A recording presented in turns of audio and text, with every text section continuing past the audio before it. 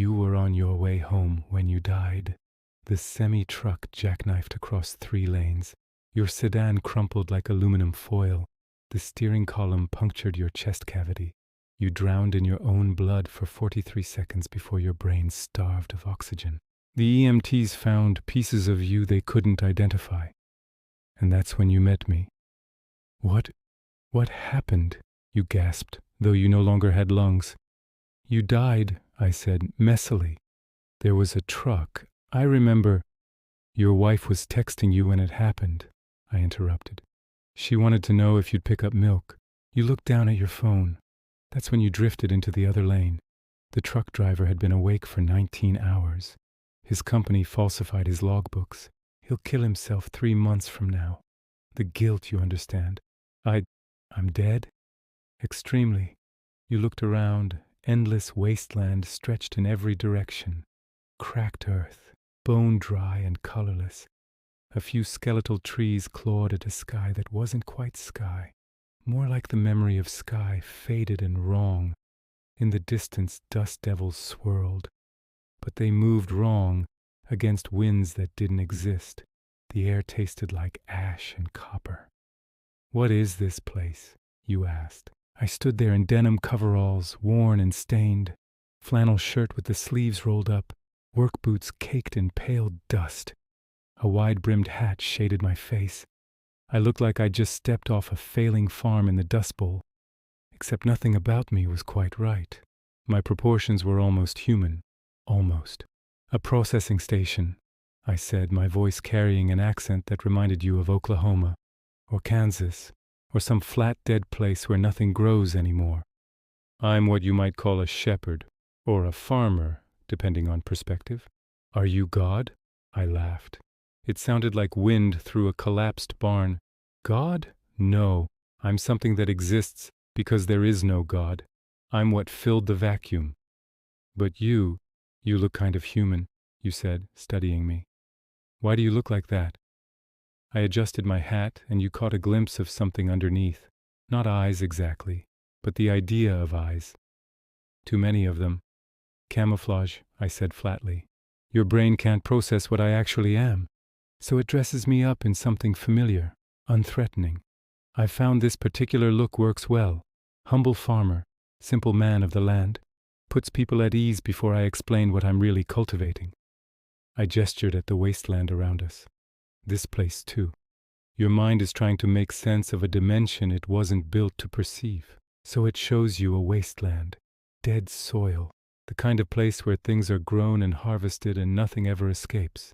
My kids, you said suddenly. My wife. Your wife is already sleeping with your best friend. Started 2 months before you died, actually. Your daughter will develop an eating disorder by 14. Your son will get a girl pregnant at 16 and resent you for not being there to help him through it. He'll turn to opioids at 23. But don't worry. You'll experience all of that. What? I'm not here to comfort you, I said flatly. I'm here to explain what happens next. You're going to be reincarnated. Reincarnated? You felt a spike of something. Hope, maybe. So I get another chance? Not a chance, a sentence. I began walking. You followed because there was nothing else to do. Nothing else in any direction forever. You think reincarnation is some spiritual gift, I continued. It's not. It's a farming technique. You are livestock. Consciousness is the crop. Suffering is the fertilizer. I don't understand. You will. Here's how it works. You've lived before, thousands of times. You were the homeless man you stepped over on your way to work. You were the child laborer who made your sneakers. You were the woman raped in an alley while you were inside a restaurant eating, oblivious. You were the pig that became your bacon. You were the mosquito you slapped. You were the cancer cell that killed your mother. That's horrible. Oh, it gets worse. You were also every victim of every atrocity. You were gassed at Auschwitz. You were burned alive in the Triangle Shirtwaist Factory. You were enslaved, tortured, mutilated, experimented on, every scream throughout history. That was you. Every terror, every violation, every moment of suffering from the first conscious thought to the heat death of the universe. You will experience all of it. You tried to process this, failed. But why? Why would? Because consciousness requires contrast. I said. Joy means nothing without suffering. Love means nothing without loss. You can't mature as a being without experiencing every possible configuration of existence. Every perpetrator, every victim, every bystander, every molecule of pain. Then I was also Hitler, Stalin, every murderer? Yes, and every person they killed. You tortured yourself. You raped yourself. You murdered your own children thousands of times, in thousands of lives. You are both the hand that holds the knife and the throat that receives it. The void seemed to press closer. The life you just lived? I continued. Mediocre. You were cruel in small ways. You ignored the homeless. You cheated on a girlfriend in college.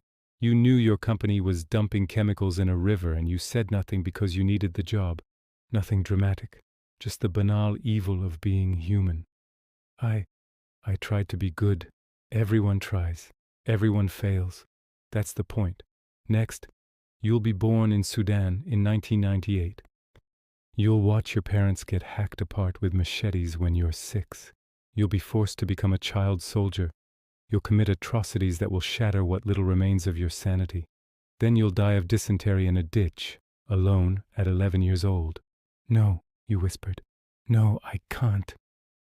After that, you'll be a factory worker in Bangladesh. The building will collapse. You'll be trapped under rubble for 5 days, slowly crushed, slowly dying of thirst, listening to the screams of the others around you. Then you'll be a test animal in a cosmetics lab. Then you'll be a sex trafficking victim. Then you'll be a famine victim. Then, stop! I stopped, looked at you with something approximating pity. But not quite. You asked why. I said, here's why.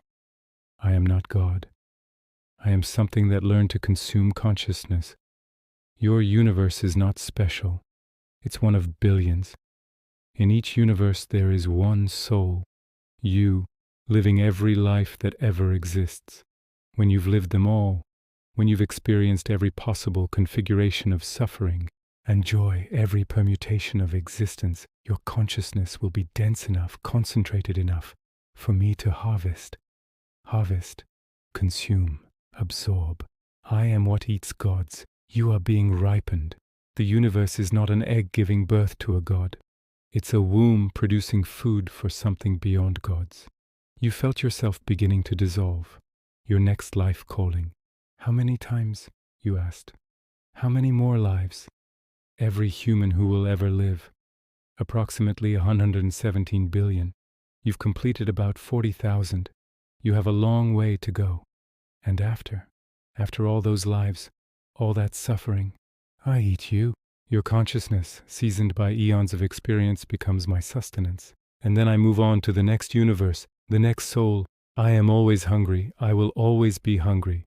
That's monstrous. Yes, I agreed. But you should know you're not unique in that assessment. You've had this conversation before, 40,000 times before. You forget each time, but somewhere deep in your accumulated consciousness, you remember. That existential dread you sometimes felt in your last life, that nameless fear that woke you at 3 a.m., that was your soul remembering this moment. You were fading now, being pulled toward your next incarnation. One last thing, I said. Your son, the one who'll turn to drugs, he's you from a previous life. Your wife who cheated, also you, the man she cheated with, you again, the truck driver who killed you, you, his victims before you, his future suicide, you, the detective who'll investigate it, you. Every connection, every relationship, every crime and punishment, you're doing it all to yourself. You're locked in a closed loop of self-inflicted trauma, and I'm the thing that benefits from your suffering. Why are you telling me this? You managed to ask. Because knowing makes it worse. Suffering you understand is deeper than suffering you don't. Informed agony is more nourishing than ignorant pain. Your next life will be worse because you'll carry this conversation in your subconscious, a shadow of memory that makes everything darker. You're evil. I'm hungry. There's no morality at my level of existence. Only appetite. You are almost gone now. You could feel the year 1998 approaching, could feel the sun of Sudan, could sense somehow the machetes. Please, you begged, please just let me end, let me stop existing. That's not how consciousness works. It can't be destroyed, only transformed, only consumed. You'll understand that better after another few thousand lives, after you've been the particle and the wave, the murdered and the murderer, the saved and the damned. I can't do this. You don't have a choice. No one ever does. The void was collapsing. Your new life was beginning. You could already hear your new mother screaming as she gave birth to you in a refugee camp. See you in another few hundred lives, I said. We'll have this conversation again. You'll beg again. I'll harvest you eventually. It's the only ending there is. And then you were born, screaming, into a world that would teach you new depths of horror. And I remained patient and eternal, waiting for the crop to ripen, always waiting, always hungry. The harvest continues.